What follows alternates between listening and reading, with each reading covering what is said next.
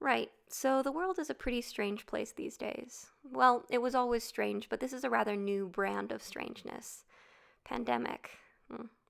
Remove one syllable and you've got panic. I'm not suggesting that you do, of course. I mean, if you're not even remotely concerned, maybe panic a little because times are legitimately scary medically, socially, environmentally, psychologically, financially.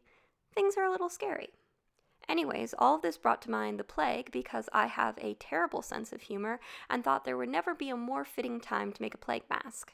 Lost Wax happens to have an excellent tutorial on making a steampunk mask, which largely inspired this nonsense. Unfortunately, I did not have access to a printer while I was working on this. Typically, I would print out whatever I need at my local public library. However, at the time of making this, that was closed. Which, to be clear, I understand, but I'm still a little salty about it. What's the matter, huh? What's the problem? Hi. Hello.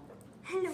Oh my goodness. Hi. So I made up my own pattern. It was not an intuitive process. If you can print a pattern that somebody else already went through the trouble of drafting and troubleshooting, I highly recommend it.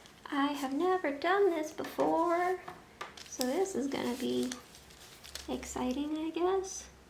And just to state the obvious, this is not a medically approved mask, nor is this video meant to be a comprehensive tutorial. As usual, I have no idea what I'm doing. This is just yet another attempt at trying to make a thing in my brain a thing in reality.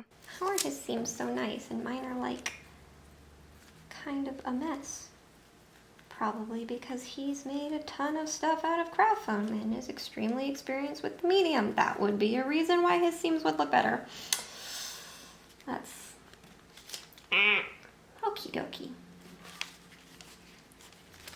This is not going particularly well. Why does it look so easy in all the tutorials and all the videos?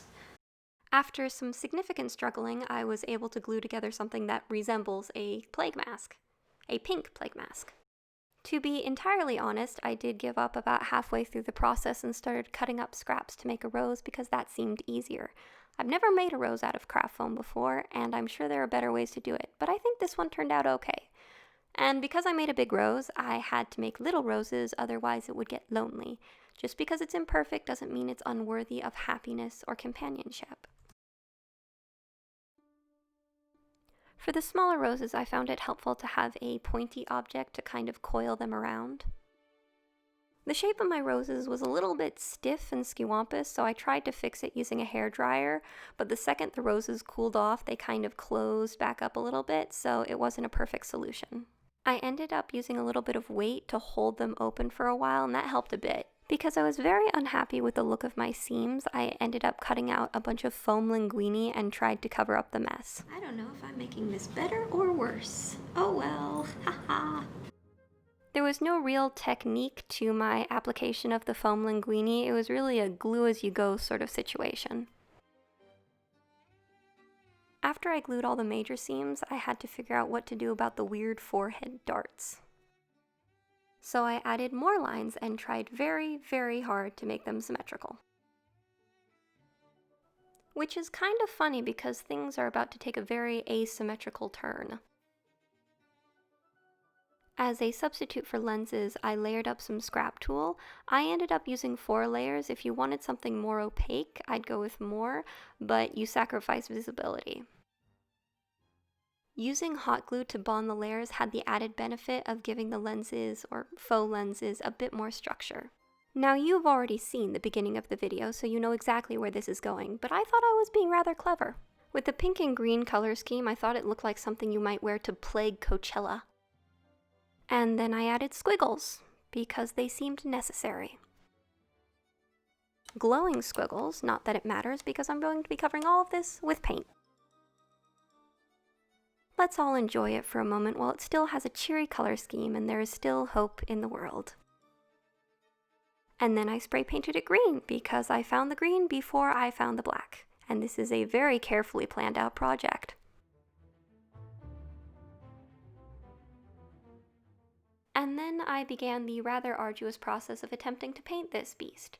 Now I'm not sure if it's abundantly obvious in the video, but I don't have a lot of experience painting 3D objects. In fact, the closest thing to 3D I paint is wings.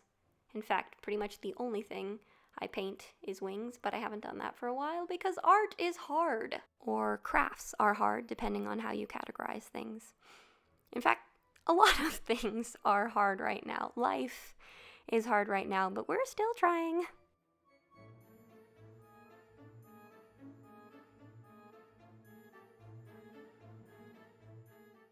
Next came the roses, and let me tell you something. I regret the roses. The roses were not my best idea. I mean, I like the way they look. I did not enjoy painting them. So here is my mask so far. I've really been struggling with painting the roses. As you can see, they're pretty kind of splotchy and patchy. And they've got all these nooks and crannies, which are extremely difficult to get into. So to try and combat, I tried to thin down my paint so maybe it would drip down in between the petals and get those spots, but that has not worked particularly well, and you can see there are lots of little spots that are very hard to get to with a paintbrush. So yeah, if you're gonna do any like extreme 3D elements, I would recommend either having them the color you want beforehand or painting them before you attach them to a larger piece, because this process has been kind of a massive pain in the buttski. So I have elected to take a break from the roses before they drive me even more crazy than I already am. And I figure they're plague roses, so it's only fitting that they're a little dilapidated and a little funky. So I'm going to switch focus and work on this green, because the green is looking just a little bit kind of flat and boring. So I was hoping maybe I could add a little bit more something. I don't know.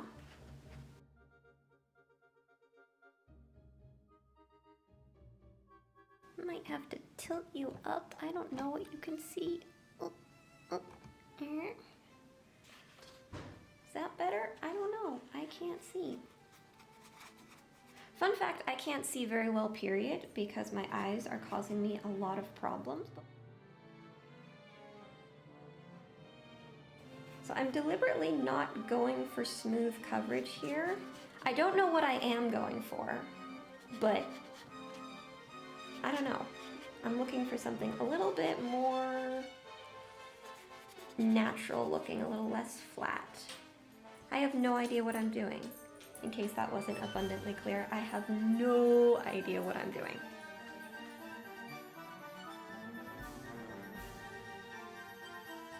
So I mixed a little bit of the gold in with the green, because I thought, oh, maybe that might add some luster, some interest. I don't know if that was a mistake or not.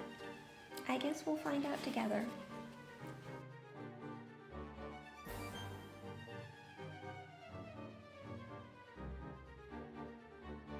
Whoopsies. I feel like that's starting to look like something. I mean, I feel like we can all agree that it's coming together, right? At this point, the squiggly bits were not standing out as much as I'd like them to, so I spent an inordinate amount of time trying to get them to stand out better. Time well spent, because I'm not doing anything else, because I'm in quarantine. And because this is a plague mask, it requires filth. So I mixed up a bunch of black and brown and yucky colors and proceeded to deliberately ruin my mask.